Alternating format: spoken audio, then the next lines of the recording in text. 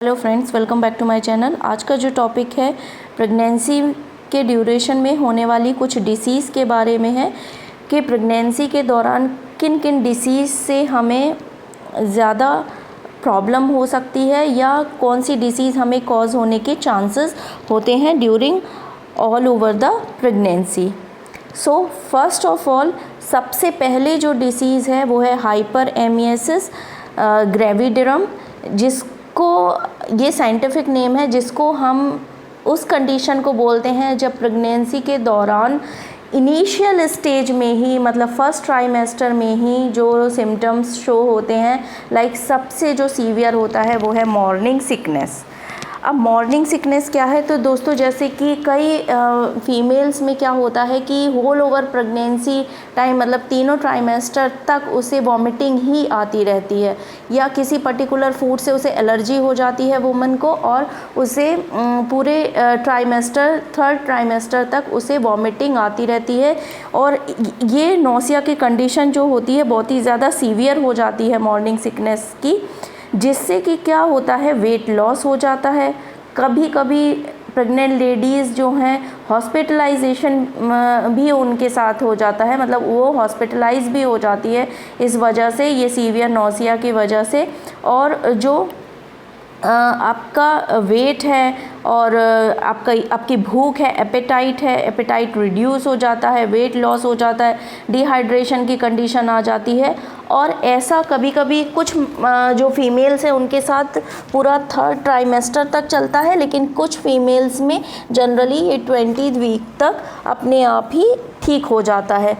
तो इस कंडीशन में आपको जब भी मॉर्निंग सिकनेस होती है, कभी कभी अगर आपको पर्टिकुलर फूड से एलर्जी है तो आप उस फूड को अवॉइड करिए। लेकिन कभी कभी क्या होता है, फीमेल्स में वो कुछ भी इनटेक करती है, लाइक वो वाटर भी इनटेक करेंगी तो उनको वॉमिट हो जाएगी, नौसिया जैसी कंडीशन आ जाएगी और वो कुछ भी नहीं ले पाती हैं। उस कंडीशन में कभी कभी क्या होता है, हॉस्पिटलाइज होने पर उनको आईवी इंट्रावेनस तरीके से, रूट से उन्हें फ्लूइड या न्यूट्रिशन प्रोवाइड कराया जाता है।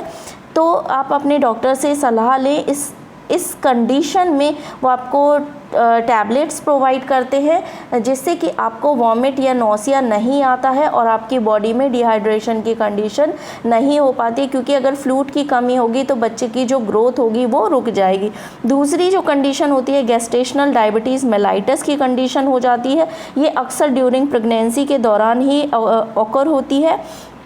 दूसरा, जो बेबी होता है इस कंडीशन में, अगर आपको गेस्टेशनल डायबिटीज़ मेलाइटस है तो जो आपका बेबी होगा वो मच लार्जर ग्रो होगा than the normal baby. Normal baby से उसका जो साइज़ होगा वो बहुत ज़्यादा बड़ा होगा, और इस कंडीशन को जनरली मेडिकली हम मैक्रोसोमिया बोलते हैं। इसमें जो बेबी के शोल्डर्स होते हैं वो भी स्टक हो जाते हैं, और ये जनरली 24 से 28 वीक में प्रेगनेंसी के दौरान होती है। और इस कंडीशन के दौरान आप ओवरवेटेड हो जाते हैं। तो गेस्टेशनल डायबिटीज़ मेलाइटस से बचने के लिए आपको अपनी डाइट में चेंजेस लाने होंगे। जो कार्बोहाइड्रेट का आप अगर हाई इंटेक कर रहे हैं तो उसे थोड़ा सा बिलो रखिए, प्रोटीन विटामिन्स का इंटेक ज़्यादा रखिए, फाइब्रस फूड का इंटेक ज़्यादा रखिए। दूसरा, अगर आप की हिस्ट्री है, पहले ही आपको गेस्टेशनल डायबिटीज़ है या आपको कोई भी डायबिटीज़ मेलाइटस है या डायबिटीज़ किसी भी स्टेज में है, तो आप अगर मेडिसिन ले रहे हैं तो आप अपने डॉक्टर से सलाह ले लें वो सेफ़ है या नहीं है। दूसरा, अगर आप कि बहुत लॉन्ग टर्म डायबिटिक पेशेंट हैं आप, तो जनरली आपको मेडिसिन के साथ ही अपनी प्रेगनेंसी को कंटिन्यू करना पड़ेगा। और अगर आप इस कंडीशन में नहीं हैं कि आपको कोई भी प्री हिस्ट्री या आपको कोई भी डिसऑर्डर नहीं है डायबिटिक रिलेटेड, तो अगर आपकी ये प्रेगनेंसी के दौरान गेस्टेशनल डायबिटीज़ मेलाइटस हुई है तो इसको आप अपनी डाइट से, एक्सरसाइज से और अपने लाइफ स्टाइल से इसको रिड्यूस कर सकते हैं, इसको मैनेज कर सकते हैं और बच्चे को भी सेफ रख सकते हैं। तीसरी जो कंडीशन होती है वो है प्लेसेंटा प्रेविया। ये बहुत ही क्रिटिकल क्रोनिक कंडीशन है, क्योंकि इसमें जनरली प्लेसेंटा जो होता है अपर साइड में कनेक्ट होता है, अटैच हो जाता है, और ये जो प्लेसेंटा होता है न्यूट्रिशन अवेलेबल कराता है बेबी तक, ऑक्सीजन को पहुंचाता है, ब्लड सप्लाई, ये सारा ट्रांसपोर्टेशन का काम प्लेसेंटा का होता है। लेकिन जो प्लेसेंटा प्रीविया की कंडीशन होती है, इसमें क्या होता है, प्लेसेंटा जो होता है सर्विक्स के माउथ पर जाके अटैच हो जाता है, जिससे कभी कभी फीमेल्स में ब्लीडिंग नहीं होती है या ब्लीडिंग नहीं हो पाती या पेन होता है। तो उस कंडीशन में आपको ये जनरली फिर आपको सिजेरियन ही करवाना होता है, क्योंकि कोई और दूसरा ऑप्शन नहीं होता है। और इसमें ये बहुत ही कंडीशन क्रिटिकल होती है, इसलिए इसको ज़रा भी नज़रअंदाज ना करें। तुरंत आप अपने डॉक्टर से चेकअप कराएं। अगर आपके 9 मंथ हो गए हैं प्रेगनेंसी के और अगर आपकी डिलीवरी नहीं हो रही है, आपको पेन हो रहा है, तो आप तुरंत जाके अपने डॉक्टर से, गायनी से चेकअप कराएं। चौथी जो कंडीशन होती है प्री एक्लैम्प्सिया कंडीशन होती है, ये बहुत ही हाई और क्रिटिकल हाई ब्लड प्रेशर की कंडीशन होती है, जो जनरली 20 वीक ऑफ प्रेगनेंसी में कॉज होती है। और इसके जो सिम्टम्स होते हैं या रिस्क फैक्टर होते हैं, नॉर्मल जो पेशेंट में हाई बीपी होता है उसी तरीके के लाइक हेडेक आपको होगा, ब्लर विज़न होगा, चक्कर आएगा, ये सारी इसके सिम्टम्स होते हैं। तो अगर आपको बीपी हाई हो रखा है तो इससे बच्चे को भी बहुत ज़्यादा प्रॉब्लम हो सकती है, उसे कोई भी क्रोनिक कार्डियक डिसीज़ हो सकती है। इसलिए आप तुरंत अपने डॉक्टर से कंसल्ट करें, अपने बीपी को मैनेज करें। बीपी को मैनेज करने के लिए सबसे पहले आपको अपना वेट रिड्यूस करना होगा, अपनी डाइट से हाई कोलेस्ट्रॉल फूड हटाना होगा और डाइट को एकदम हेल्दी और मैनेज रखना पड़ेगा। और एक्सरसाइज 30 मिनट्स एटलीस्ट आपको पर डे एक्सरसाइज भी रूटीनली करनी होगी। तो इस तरीके से आप अपना हाई बीपी मैनेज कर पाएंगे। जो 5th डिसीज़ है जिसका बेहद ही ख़तरा होता है, वो है इन्फेक्शियस डिसीज़। पहली इन्फेक्शियस डिसीज़, अगर आपको यूरिनरी ट्रैक इन्फेक्शन है, बार बार यूरिनेशन हो रहा है, कोई आपको यूरिन करने में इन्फ्लामेशन हो रहा है, या किसी भी तरीके की वेजाइनल प्रॉब्लम है, तो यूटीआई इन्फेक्शन हो सकता है, उसे आप मैनेज करें। ज़्यादा से ज़्यादा अपनी बॉडी को हाइड्रेट रखें ताकि आपको ये इन्फेक्शन आपके अंदर तक ना पहुंच पाए और टाइम रहते इसको क्योर करें। दूसरा आपका टॉक्सोप्लाज्मा गोनैडाई कंडीशन होती है, जो पैरासिटिक इन्फेक्शन है। इसमें जो बेबी होता है बहुत ही उसको दिक्कत होती है, और जो बेबी जब बॉर्न होता है तो वो सीरियस मेंटल इलनेस के साथ बॉर्न होता है।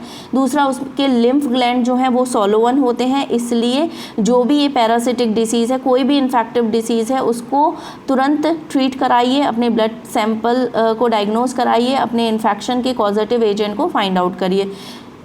जो आपका 6th है वो है फूड पॉइजनिंग, जैसे मेनिंजाइटिस या निमोनिया जैसी कंडीशन आ जाती है कभी कभी फूड पॉइजनिंग के कारण। जैसे अगर आपने कोई भी अनकुक्ड या अनहेल्दी या कोई भी बहुत ज़्यादा देर तक रखे हुए माइक्रो कंटेमिनेटेड फूड ले लिया है, तो इससे आपको मेनिंजाइटिस जैसी कंडीशन भी हो सकती है, बेबी को निमोनिया भी कॉज हो सकता है। दूसरा, क्लैमाइडिया इन्फेक्शन हो सकता है, इसमें प्री मैच्योर लेबर हो जाता है, मतलब पेन पहले ही प्री मैच्योर डिलीवरी भी हो सकती है। दूसरा आपका हेपेटाइटिस बी इन्फेक्शन, ये मोस्ट कॉमनली प्रेगनेंसी के टाइम पे स्प्रेड होता है और थ्रू आउट ये चलता है। कभी कभी हम इसको डायग्नोस नहीं कर पाते, लेकिन इसके जैसे कि जॉइंडिस जैसे इसके सिम्टम्स होते हैं, और jaundice, skin jaundice, eyes jaundice, vomiting, cirrhosis जैसी कंडीशन आ जाती हैं, तो इसको तुरंत डायग्नोस कराइए, क्योंकि अगर मदर ये हेपेटाइटिस बी पॉजिटिव होगी तो बच्चे को बहुत ज़्यादा दिक्कत हो जाएगी। और दूसरा, ये स्प्रेड होता है, आपने कोई कंटेमिनेटेड ब्लड ट्रांसफ्यूजन हुआ है या सेक्सुअल कॉन्टैक्ट के कारण भी ये स्प्रेड होता है हेपेटाइटिस।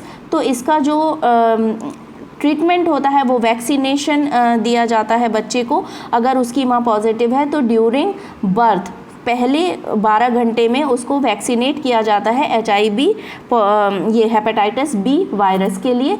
दूसरा जो इन्फेक्शन है वो है HIV या एड्स। जो HIV है वो भी सेक्सुअल कांटेक्ट से या ब्लड ट्रांसफ्यूजन से या कंटेमिनेटेड सिरिंज से स्प्रेड हो जाता है, कभी कभी हॉस्पिटल से। तो इसका भी ध्यान रखें। और प्रेगनेंसी से पहले भी HIV का टेस्ट डॉक्टर प्रिस्क्राइब करते हैं, और ड्यूरिंग उसमें भी, प्रेगनेंसी में भी आप HIV का टेस्ट कराइए। अगर आप ऑलरेडी पॉजिटिव है, कोई HIV पेशेंट है, वुमन प्रेग्नेंट हैं, तो उनको डॉक्टर के प्रिस्क्रिप्शन में ही चलना होता है। वो मेडिसिन देते हैं ताकि ये इन्फेक्शन आपके बच्चे में ना आए, क्योंकि HIV जो है वो बहुत ही ज़्यादा क्रोनिक इन्फेक्शन है। इससे दोनों को ही खतरा होता है, माँ को भी और बच्चे को भी। दूसरा है, आपका बॉडी में कहीं भी इन्फ्लामेशन है, बहुत ज़्यादा बॉडी में सॉइलिंग हो रखी है, एडेमा जैसी कंडीशन आ रखी है, तभी भी आपको बिल्कुल टाइम वेस्ट नहीं करना है और आप ये तुरंत डॉक्टर को डायग्नोज कराएं, क्योंकि इससे आपको भी प्रॉब्लम हो सकती है और आपके बच्चे को भी बहुत ज़्यादा दिक्कत का सामना करना